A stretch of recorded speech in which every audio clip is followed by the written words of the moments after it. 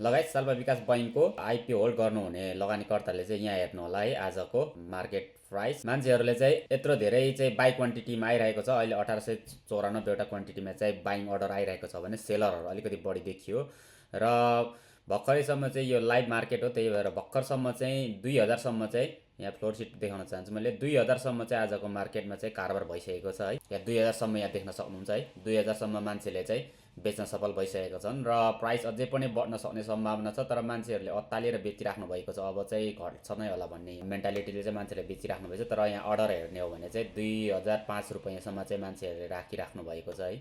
लगभग यहाँ 10वटा क्वान्टिटीहरूमा राखेको कारणले गर्दाखेरि धेरैजनाले चाहिँ आइपिओ नै बेच्न खोजिराख्नु भएको यहाँबाट देख्न सकिन्छ। हेरौँ आजको मार्केटले के हुन्छ है। तपाईँहरूले चाहिँ होल्ड गर्दै हुनुहुन्छ या सेल गर्ने सोचमा हुनुहुन्छ र अहिले अझै पनि बढेर गयो, सेल क्वान्टिटी अझै बढिरहेको छ। यो सुरुको अहिले लगभग मार्केट खुलेको 3 मिनट जस्तो भयो है। यो 3 मिनटमै चाहिँ यति धेरै नै आइसक्यो सेल क्वान्टिटी चाहिँ।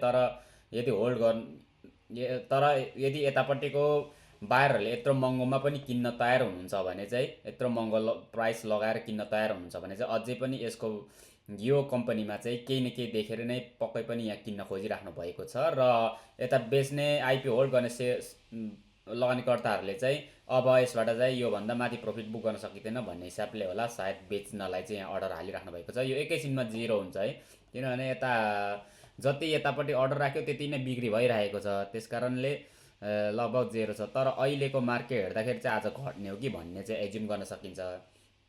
तर 2 बजेसम्मको मार्केटमा यदि कन्ट्रोल हुँदै गयो भने चाहिँ त्यसपछि चाहिँ फेरि यसले सर्किट लेभलको कारोबार गर्न सक्छ भन्ने चाहिँ एज्युम गर्न सकिन्छ। आज 6.65ले चाहिँ यो 3 मिनटभित्र चाहिँ कारोबार माथि लगिसकेको छ है त। ल तपाईँहरूले चाहिँ होल्ड गर्ने सेल गर्ने कमेन्ट गर्नु होला। बाँकी अपडेट म आजको बेलुका